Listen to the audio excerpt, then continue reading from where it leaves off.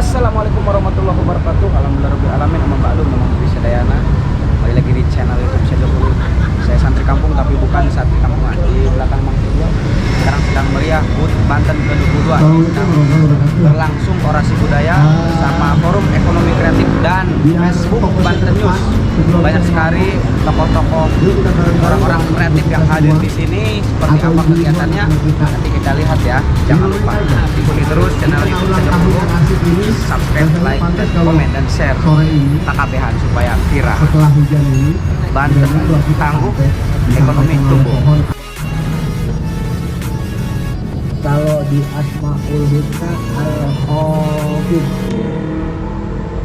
dia maha merendahkan, maha merendahkan. Doi juga maha meninggikan gitu. Jadi jangan main-main dengan yang maha merendahkan. Dan ketika dia maha meninggikan juga jangan main-main. Jadinya ya jawara itu bisa direndahkan dan juga bisa ditinggikan. Bukan di nomor satu kan, bukan di nomor dua kan, tapi ditinggikan, direndahkan, didudukan, ditidurkan, dimimpikan. Selamat ulang tahun yang ke-22 Banten.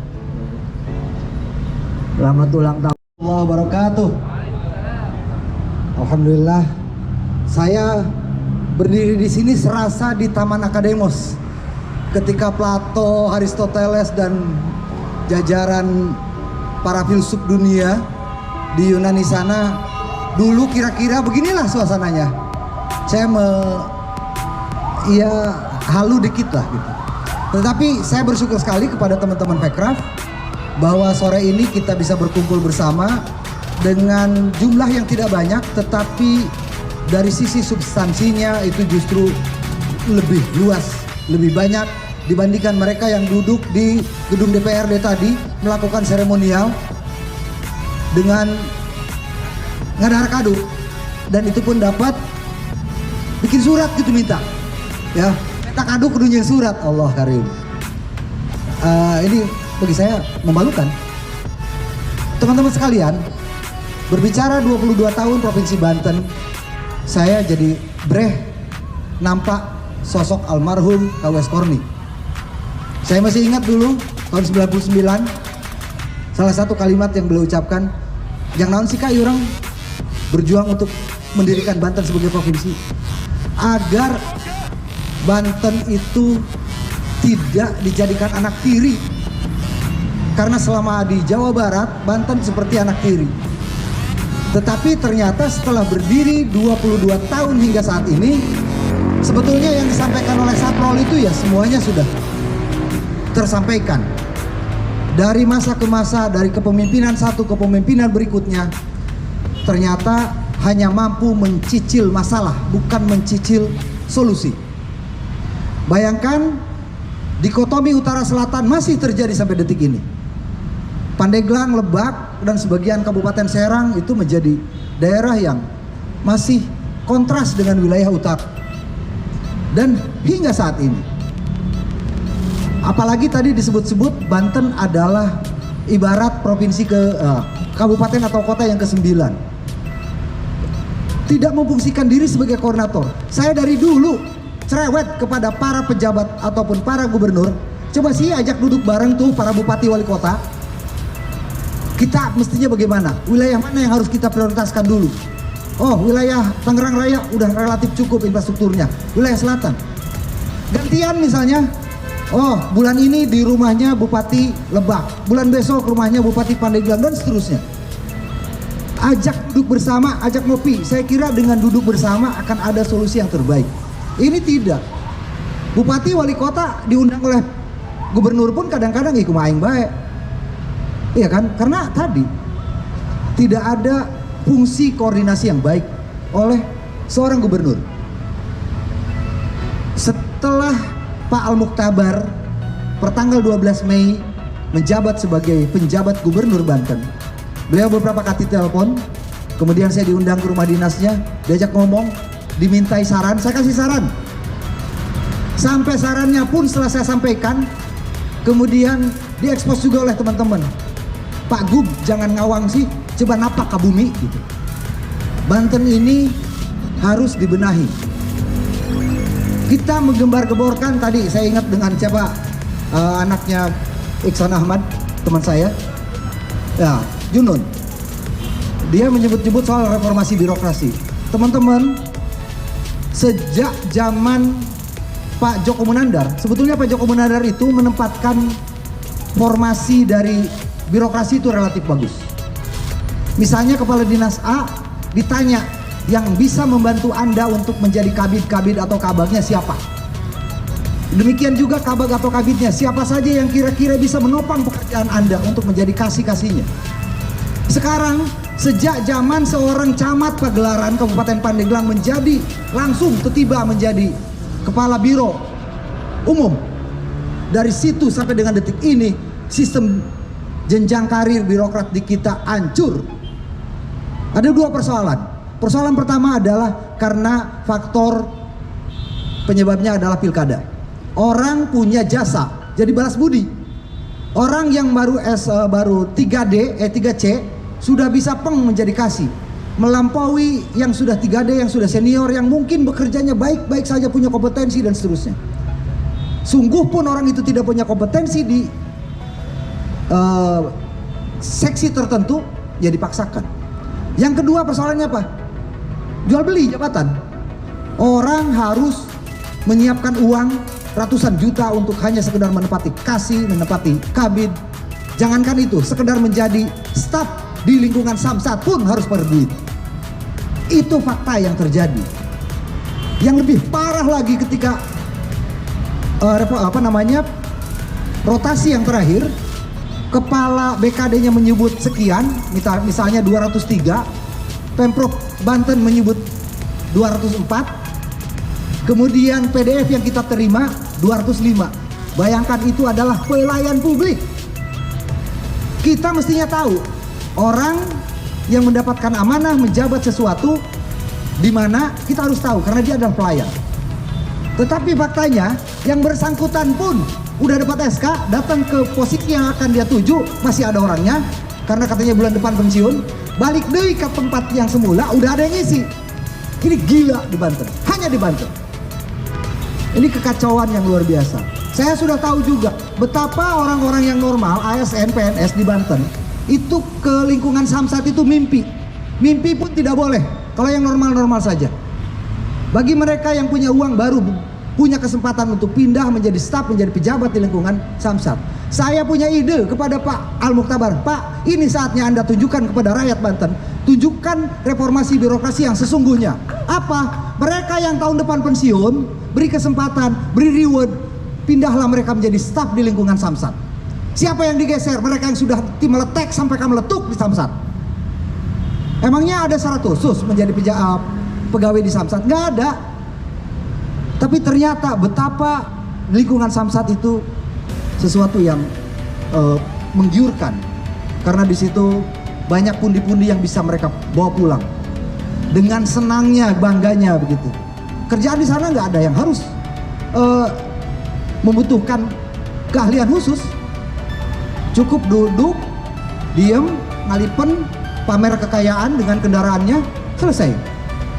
Sementara mereka, saya punya datanya teman-teman, di lingkungan BPBD itu ada yang usianya tahun 64, tahun 65, setahun lagi pensiun, menjadi staf di situ. Bayangkan kalau misalnya ada musibah, boroning urusan batur gitu, lompat baiknya seorang anak sanggup, karena tadi sudah tidak layak gitu. Makanya saya usulkan ke beliau, saya yakin, saya bilang, ini aki-aki yang menjelang pensiun itu kalau diberikan kesempatan untuk bekerja menjadi staf di lingkungan Samsat akan cium tangan bolak-balik kepada Anda, Pak. Saya yakin itu. Dan saya minta juga kalau Bapak merotasi, memutasi, bahkan mempromosikan seseorang, jangan lagi transaksional. Buang jauh-jauh tradisi busuk itu. Dan saya senang sore ini karena justru keberadaan kita sebagai civil society, sebagai masyarakat sipil yang memiliki kesadaran kolektif itu terus kita besarkan agar kesadaran kolektif dari masyarakat sipil ini terbangun lebih kuat. Sulawesi Selatan membuktikan di salah satu pilkadanya sebelumnya, bumbung kosong, kotak kosong memenangkan pilkada. Siapa yang bergerak? Civil society. Mengalahkan sekian semua partai politik pengusung satu orang itu. Bayangkan, itulah hukuman yang luar biasa terhadap partai politik. Kata orang, oh ini partai ini begini, partai itu begitu. Sarua bae partai mah. Mau partai pang Islam nasa dunia, mau partai pang nasionalis dunia, sama aja. Karena kembali kepada personal masing-masing. Di partai apa yang tidak ada kebusukan? Ada. Tapi di semua partai juga ada yang baik. Jadi jangan terjebak oleh partai. Lihat figurnya, siapa yang akan memimpin bangsa ini, siapa yang akan memimpin daerah ini ke depan. Dan kita punya kewajiban moral untuk melakukan penyadaran kolektif bagi kita semua. Sampai dengan detik ini, Banten menurut saya masih sakit. Kita belum beranjak dari keterpurukan. Kewajiban pemerintah provinsi terhadap 3 hal saja. Tadi yang disinggung oleh Lulu Jamaluddin. Saya sudah berbusa-busa ngomong, tolong sih, gampang di Jakarta mah. Di rumah sakit Banten dan rumah sakit Malingping atau sekarang sedang dibangun rumah sakit Labuan, siapkan rumah singgah untuk siapa? Untuk yang nganter, yang nemenin pasien. Kemudian yang dikasih makan jangan pasiennya aja, yang nunggunya juga kasih. Itu akan lebih mulia. Saya yakin itu. Katanya sih iya didengerin, nggak tahu di mata anggaran APBD ada tuh atau tidak. Saya nggak paham. Kemudian soal pendidikan, ya gimana kita mau bagus persoalan pendidikan. Tadi disebutkan oleh anaknya Kang Iksan Ahmad, diwarnai oleh pesanan, oleh titipan ribuan. Saya sampai lupa, saya berkoordinasi dengan teman-teman di Ombudsman Banten, mestinya diajak ngopi saya untuk membicarakan itu, kan 5 ribuan lebih. Kali sakit itu, ayah meren. Gitu. Titipan siapa? Para pejabat. Banyakan. Gitu. Termasuk di perguruan tinggi, kita tahu. Bayangkan hak rakyat untuk mendapatkan pendidikan. Dan sekarang saya sudah mendapatkan clue lagi, yaitu program Indonesia Pintar yang dicanangkan dari pemerintah pusat di Banten. Baik yang reguler maupun yang melalui DPR RI, melalui aspirasi. Pikti-pikti cek budak tege. Belas mangka seperti halnya kasus korupsi hibah pondok pesantren yang saya laporkan 2 tahun yang lalu. Gitu. Jadi bedas saya, kudu bedas. Urusan korupsi ini musuh pertama kita sebetulnya. Kalau tidak dikorup, ya, saya yakin nggak ada lagi itu kesenjangan yang berlebihan. Ngononya yang jangan ngono gitu. Pak Kajati Banten, Pak Leonard Simanjuntak pernah ngomong, oh nggak boleh aparat penegak hukum di lingkungan Kejaksaan Tinggi Banten main proyek. Kan nggak boleh begitu. Saya bilang, Pak, saya nggak mempersoalkan itu. Bahwa pembangunan itu harus dikawal, harus dijejehkan. Oh ini nggak boleh nih, kasih rambu-rambu. Tapi ngononya aja ngono, saya bilang gitu. Itu aja kok. Yang biasanya proyek A, HUT kedua-dua Banten ini, Banten tangguh, ekonomi tumbuh. Itu menurut saya juga emang masih mimpi, masih harapan, masih hayalan. Karena pada dasarnya sekarang itu bukan Banten tangguh, ekonomi tumbuh, tapi Banten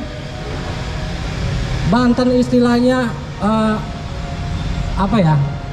Saya lupa lagi tadi. Padahal mau ngomong itu lupa lagi gitu. Jadi istilahnya mah Banten apa ya, lupa lagi apa. Aduh, astagfirullahaladzim, loba dosa kaindung gitu ya. Gitu. Jadi Banten lumpuh, rakyat istilahnya ripuh gitu. Jadi mereka Banten ini kayak tidak kerja gitu. Yang kedua, Banten gagap, rakyatnya begap-begap. Di segala bidang Banten ini gagap gitu. Ya saya tidak bisa berbicara banyak. Pada faktanya bagaimana istilahnya, kebetulan saya hanya kebetulan. Belasan tahun saya mendampingi dan rekan-rekan mendampingi pasien miskin. Pasien miskin di Banten ini. Mereka itu sangat kesulitan. Apalagi ke Jakarta. Mereka yang dari Pandeglang, Lebak, Cilegon, ketika mau berobat, mereka itu tidur di trotoar dan parkiran halaman rumah sakit.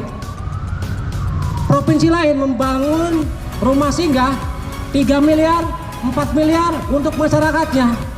Bisa 3 miliar 40 miliar. Banten membangun apa? Stadion 1 triliun. Buat siapa? Bukan buat orang sakit, bukan masyarakat Banten itu. Buat orang sehat dan pejabat. Karena sampai sekarang pun masih sulit kita menginjak rumput itu. Ini yang jelas. Di Banten ini hanya istilahnya masih mimpi dari tahun kemarin sampai sekarang. Bagaimana berobat cukup pakai KTP? Faktanya mana tidak ada, nggak bisa. Kecuali saya bisa masuk rumah sakit pakai KTP, bawa duit ratusan juta beres, itu bisa makanya gitu. Nah, yang tua ini ambulan sangat sulit. Sementara yang dari Pandeglang, Lebak segala macam Cilegon mau ke Serang mau ke Jakarta, mereka itu akhirnya apa? Dengan penyakitnya makin parah, dah. Kuma Allah aja gimana Allah makin parah. Sapaya-payana, sahirup-hirupnya, gitu. Nah, ini perhatian pemerintah Banten terhadap masyarakat miskin di Banten seperti apa? Nggak ada, gitu. Nggak ada. Jadi hanya omong-omong kosongnya juga, gitu kan. Sampai sekarang ketua DPRD yang janjinya mau membangun rumah singgah di Jakarta tidak bisa. Mana? Nah, ini sudah ketahuan itu. Kalau tadi istilahnya tema dari HUT ke-22 Banten yang mengatakan Banten tangguh, ekonomi tumbuh, itu hayalan belaka, hayalan itu. Pada faktanya tidak demikian. Ratusan rumah ambruk, mana? Nggak menghadapi bencana, gagap. Bencana tsunami, bencana Lebak yang terbesar itu bukan pemerintah. Itu 70% itu relawan semua. Baik tsunami Pandeglang maupun di Lebak, nggak ada. Relawan dari seluruh Indonesia di Lebak dan kita juga, mereka sampai 4 bulan di Lebak. Sementara pemerintah hanya 1 minggu. Nah sekarang sampai detik ini banyak warga Banten yang memang sulit berobat. Kota Serang 3, kanker payudara, kanker serviks. Panimbang 2, di Malingping ada, di Labuan ada, mana? Nggak ada. Makanya ini saya sepakat bahwa ini hanya hayalan-hayalan pemerintah. Misalnya kepemimpinan sekarang Banten tumbuh ekonomi, Banten tangguh ekonomi tumbuh, itu hayalan belaka, nggak ada. Masalah infrastruktur mana? Jadi udah jelas pemerintah Banten sekarang ini pro kepada kalangan atas. Kenapa? Ngebangun stadion bukan buat rakyat kecil, nggak ada. Ngebangun masjid di Citorek, siapa yang sholat? Kebanyakan Maung, Care, mana nggak ada. Ngebangun jembatan sekarang yang bogek itu buat tempat parkir, buat transaksi micet, buat parkir truk dan yang lain-lain, mana? Nggak ada. Jadi itu yang udah jelas. Ini hayalan-hayalan belaka. Mas Banten tangguh, ekonomi tumbuh, nggak ada. Nah makanya istilahnya harapan ya, bukan ini ada harapan ya. Harapannya jangan muluk-muluk lah gitu lah. Jangan tangguh segala macam gitu. Tangguh dari mana? Nggak ada. Nggak ada. Kalau benar-benar tangguh, Meduren juga nggak minta, yakin saya gitu. Nggak ada titipan sekolah, nggak ada gitu kan. Ambulan pun sangat sulit, nggak ada. Apalagi yang gratis. Hanya kita ambulan yang belasan tahun gratis, seset pun nggak ada, nggak dibayar. Dan sekarang banyak partai yang ambulan gratis tulisannya itu bohong. Mayoritas itu saya tahu sendiri. Pemerintah juga bohong itu. Ambulan desa pun ngomong buat masyarakat desa bohong. Ini ambulan gratis tapi sopirnya minta rokok, minta bensin, minta uang makan. Gimana dimana gratisnya? Gak ada. Nah, rumah sakit warga Banten itu ribuan berobat ke luar Banten. Nah, harusnya ditingkatkan rumah sakit Banten, rumah sakit Serang atau Malingping. Malah ini membuat rumah sakit jiwa. Buat siapa? Menganggap masyarakat Banten pada sakit jiwa semua atau seperti apa? Ya. Jadi harapan saya istilahnya mudah-mudahan pemerintah Banten ini istilahnya introspeksi lah, tabayun lah. Jangan sampai istilahnya terlalu hayalan tingkat tinggi gitu. Banten tangguh, ekonomi tumbuh. Tumbuh dari mana? Kalau jenggot kumis saya tumbuh yakin, karena nggak diurus pemerintah juga gitu. Mungkin dari saya cukup sekian saja. Assalamualaikum warahmatullahi wabarakatuh. Mang Lulu Jamaluddin dari Facebook Banten News yang bergerak di 22 persis, nomor 22 ditulisnya itu begini kurang lebih, gawe kuta baluarti bata kalawan kawis, yang sering kita lihat juga tuh kalau ke Polda ada, di beberapa tempat pemerintahan juga ada.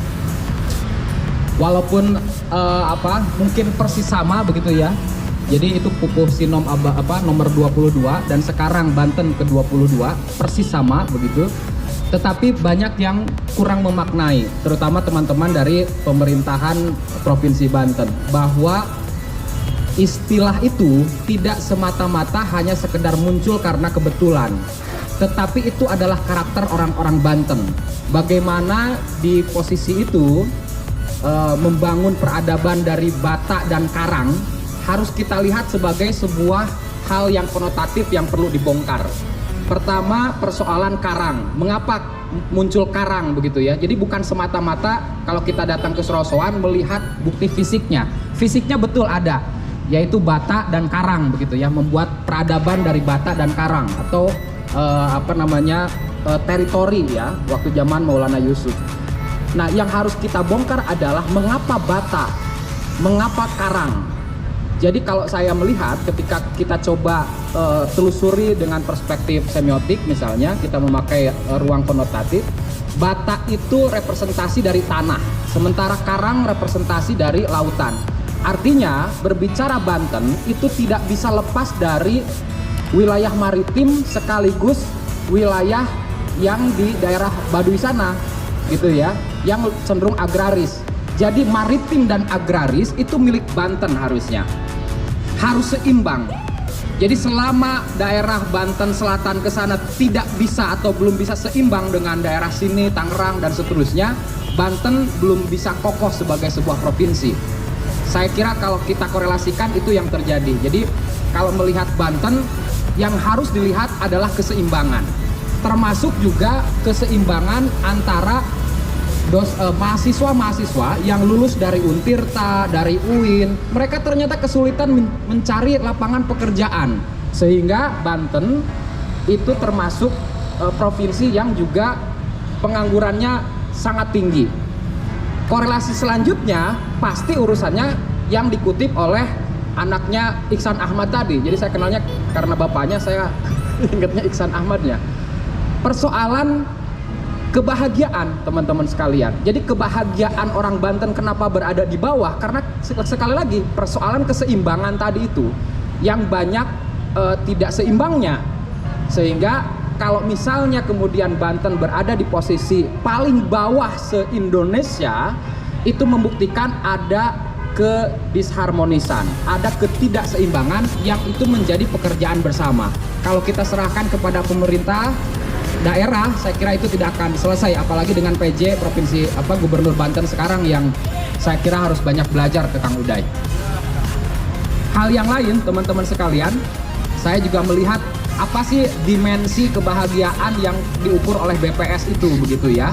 Saya ingin coba lihat, ternyata pada urusan langsung pada keluarga begitu ya. Jadi kebahagiaan dilihat dari urusan teritori yang sangat kecil, yaitu keluarga. Jadi kalau misalkan ditanya bagaimana pendidikannya, bermasalah, kecemasan bermasalah, kebahagiaan apalagi yang memang tidak bahagia gitu ya. Walaupun teman-teman bisa saja mengatakan kami bahagia di sini, ya boleh-boleh saja. Fakta atau data yang kita pegang hari ini ya tentu dari BPS yang membuktikan bahwa Provinsi Banten dari kebahagiaan itu berada di bawah. Indikasinya bukan semata-mata bagaimana membangun ABCD, tetapi bagaimana keseimbangan itu tidak hadir di Provinsi Banten. Teman-teman sekalian, coba dicek Ternate. Ternate itu kalau bicara kemiskinan, mohon maaf ya, kalau melihat dari sisi common sense saya begitu, Ternate itu ya lebih bawah dibanding kita kalau untuk urusan-urusan ramenya, bangunannya dan seterusnya, daerah Maluku, daerah Ternate. Tapi mereka tiap hari bisa nyanyi dengan bahagia. Di setiap komunitas malam-malam itu musik di mana-mana. Makanya Maluku dijadikan sebagai satu kota yang diakui UNESCO sebagai kota musik begitu ya. Nah, di Banten kebahagiaan itu tidak terlampau terlihat.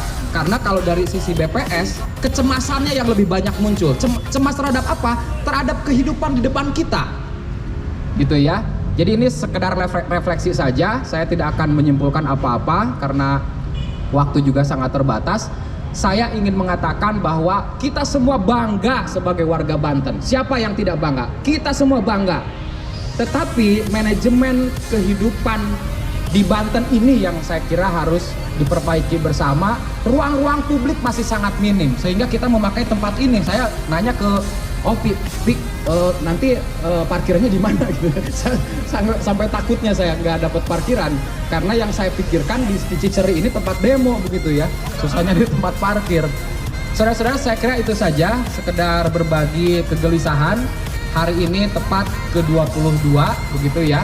Pupuh Sinom di Babat Banten juga mengatakan gawe kuta baluarti bata kalawan kawis, jadi seimbangkanlah semua kehidupan di Banten, niscaya Banten akan lebih baik dari sekarang. Terima kasih. Assalamualaikum warahmatullahi wabarakatuh. Waalaikumsalam warahmatullahi. Jika harus aku tinggalkan semua, mungkin ku tak bisa.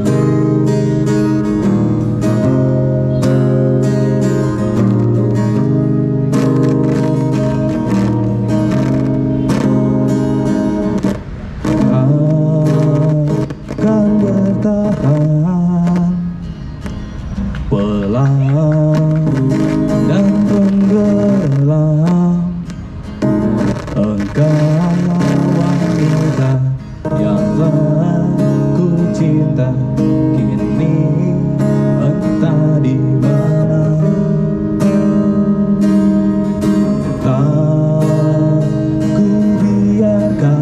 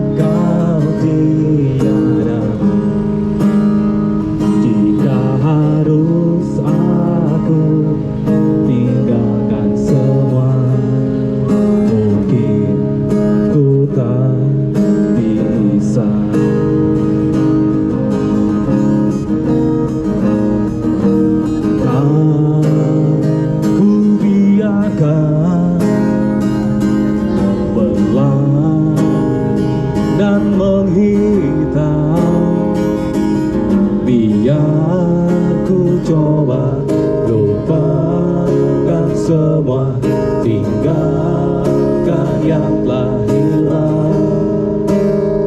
Jika memang kita terlahir sama, mungkin kau tiada.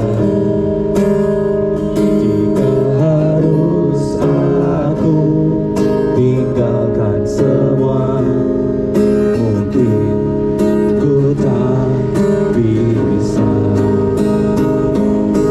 Mungkin inilah akhir cerita kita, atau hanyalah kata-kata. Mungkin saat inilah yang kita rasa, atau hanya hiasan saja. Nah, mau bisa dayana itu tadi keseruan kita melihat orasi budaya di acara Pekraf Banten dan Facebook Banten News. Semua merapat dulu. Orasi budaya, gagasan dan harapan HUT Banten 22 tahun. Dan lokasi ada di Taman Deduluran, Ciceri, Kota Serang. Hatur nuhun sudah menonton. Jangan lupa subscribe, like, dan komen, dan terus tonton video Sejo channel Mamang Bisa Dayana. Assalamualaikum warahmatullahi wabarakatuh. Kita foto bersama tuh. Sampai nama.